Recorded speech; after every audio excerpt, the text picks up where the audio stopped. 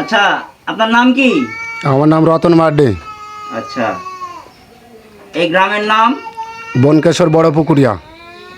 কোন ইউনিয়ন এটা? 3 নং পাচন্দর ইউনিয়ন। 3 নং পাঁচন্দর ইউনিয়ন। ওয়ার্ড নাম্বার কত? 2। 2 নম্বর ওয়ার্ড, বনকেশ্বর বড় পুকুরিয়া। আচ্ছা, আপনাদের আপনারা কি কি জাতি? মুসলিম না আদিবাসী নাকি? আমরা আদিবাসী সাঁওতাল। আদিবাসী। তো আপনাদের কি সমস্যার কথা বলতে পারেন, কি বলেন? আমরা বিগত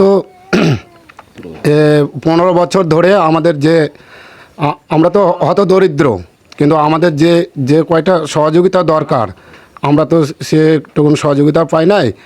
যে সরকারের যে বাড়িগুলান ছিল, আচ্ছা, তো তাও আমরা পাই নাই, কিন্তু যাদের পাওয়ার দরকার ছিল না তাদেরকে দেওয়া হয়েছে টাকার বিনিময়ে।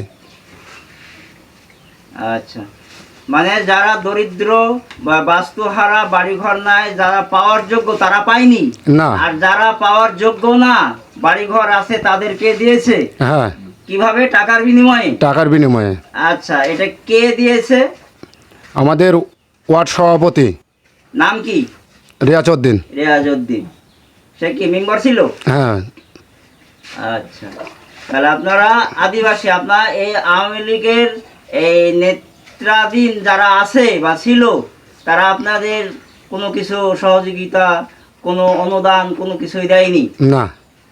অথচ যেসব বাড়িঘর যেগুলো পাওয়ার যোগ্য সেগুলো দেয়নি, না। তারাই টাকার বিনিময়ে অন্য অন্যদেরকে বাড়িগুলি দিয়ে দিয়েছে। হ্যাঁ। আচ্ছা, ধন্যবাদ।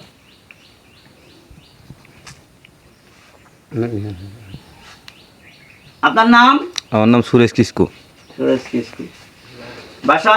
বাসা বনকেশ্বর বড় পুকুর, বড় পুকুর, পাচন্দর ইউনিয়ন, 2 নং ওয়ার্ড। 2 নং ওয়ার্ড।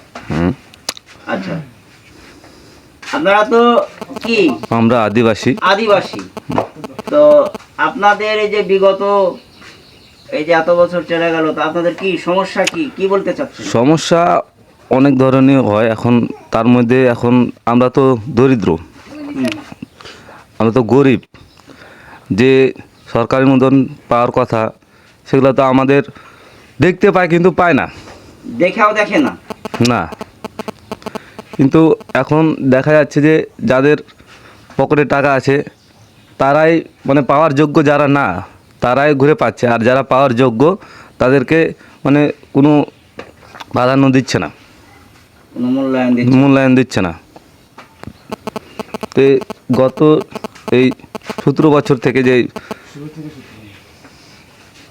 এই যে আপনার কি বলে ইয়ার আগে যে ওয়ার্ড সভাপতি ছিল রিয়াজউদ্দিন, ওয়ার্ড সভাপতি রিয়াজউদ্দিন মেম্বার ছিল আগে। আচ্ছা, তো আর সময় তো এই মানে যে সরকারি বাড়িঘর আসছিল ওয়ার আমলেই, ওই সময় দেখা গেল কি যারা মানে পাওয়ার যোগ্য তারা তো পায়নি, মানে টাকার বিনিময়ে জিনিসটা দেওয়া হয়েছে আর কি। তো ওর ভিতরে আমাদের পরিবারও ছিল, আমার বাবা আর কি সুনীল কিসকু, সেও টাকা দিয়েছিল। আচ্ছা, কিন্তু তারপরেও বাড়ি পায়নি আর কি। আচ্ছা, টাকা দিয়েছে ওই কাকে? ওই রিয়াজকে, রিয়াজ মেম্বার, বাড়ি পায়নি। কত টাকা দিয়েছিল? 10,000 টাকা দিয়েছে। 10,000 দিয়েছিলেন, তারপরেও সে বাড়ি পায়নি? না। আচ্ছা, তাহলে যাদের অনেকের তো আমি এখানে ঘুরে দেখছি, অনেকের ভাঙ্গা বাড়ি, ভাঙ্গা পড়ে যাচ্ছে, আদিবাসীর, তাদেরকেও তারা কিছু বলেনি বাড়ির কথা, যে আমাদের বাড়ি ভাঙ্গা যাচ্ছে, আমরা আমাদের দাও? না, বলেনি তো। এখন মূল্যায়ন যদি নাই পায় তাহলে ঘুরে বলবে। তাকে বলা হয়েছে, জানানো হয়েছে নাকি? জানানো হয়েছিল হয়তো, কিন্তু তারপরেও সে দেয়নি। না। অথচ যারা পাওয়ার যোগ্য না, যারা বাড়িঘর আছে, তাদেরকে টাকার বিনিময়ে দেওয়া হয়েছে। অনেক কিভাবে দিচ্ছে টাকার বিনিময়ে, কিন্তু নাকি? আর আমরা বলার পর শর্তেও, টাকা দেওয়ার শর্তেও আমরা কিন্তু পাইনি জিনিসটা। আচ্ছা, শুনলেন, ধন্যবাদ। বক্তব্য শুনলেন। এই যে এরা হচ্ছে খেটে খাওয়া মানুষ, হতদরিদ্র, তারা মাঠে ঘাটে খেটে খায়, একবেলা পরিশ্রম না করলে তারা খেতে পায় না। তাদের কাছ থেকে টাকা পয়সা নেওয়ার পরেও এই আওয়ামী লীগের নেতাকর্মীরা এই ঘর বাড়িগুলো সরকার যখন দিয়েছে তখন তারা তাদেরকে কিছুই দেয়নি। যারা পাওয়ার যোগ্য না তাদেরকেই দিয়েছে, আর যারা হতদরিদ্র খেটে খাওয়া মানুষ, মাথা গোঁজার ঠাঁই নাই, তাদেরকে ঘর বাড়িগুলো দেওয়া হয়নি।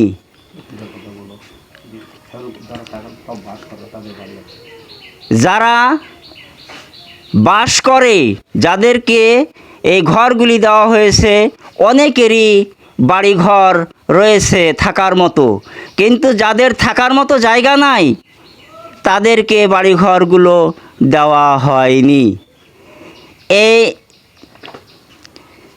রিয়াজ মেম্বার নামে সেই ওয়ার্ড সভাপতি, আওয়ামী লীগের নেতাকর্মীরা এভাবে টাকা পয়সা নেওয়ার পরেও অনেককে আদিবাসীদের ঘর বাড়ি দেওয়া হয়নি। অনেকের বাড়িঘর ভাঙ্গা এবং তাদের মাথা গোঁজার ঠাঁই নেই, তাদেরকেও ঘর বাড়িগুলো দেওয়া হয়নি।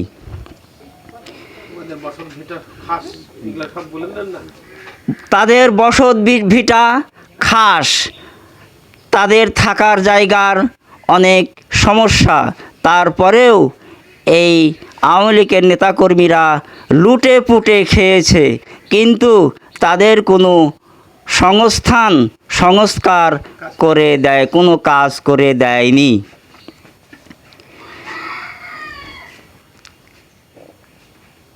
এসব সমস্যাগুলো তারা তুলে ধরেছেন। এখন বলুন, এখন আপনাদের এই বিষয়ে কি চাচ্ছেন? আপনারা এই বিষয়ে এই সব বিষয়ে আমরা প্রতিকার চাই। কি ধরনের প্রতিকার? যেমন এই যে আগে বিগত যেই অবস্থায় আমাদেরকে মানে আগে বিগত যে অবস্থায় আমরা ছিলাম, এটার প্রতিকার চাই আর কি। আচ্ছা, প্রতিকার মানে কি বিচার চাচ্ছেন? হ্যাঁ, অবশ্যই তার প্রতিকার চাচ্ছেন। আচ্ছা, ধন্যবাদ। এই আদিবাসীরা এখন তারা ন্যায্য অধিকার ফিরিয়ে চাচ্ছেন এবং ন্যায্য বিচার চাচ্ছেন। এই নিউজ সকল মিডিয়া এবং সকল আইন শৃঙ্খলা বাহিনীর দৃষ্টি আকর্ষণ করছি, যেন তারা সুস্থ জীবনযাপন করতে পারে এবং তাদের কোনো সংস্কার হয় এবং তাদের ন্যায্য অধিকার যেন ফিরে পায়। এ বলে আমার ভিডিও শেষ করছি।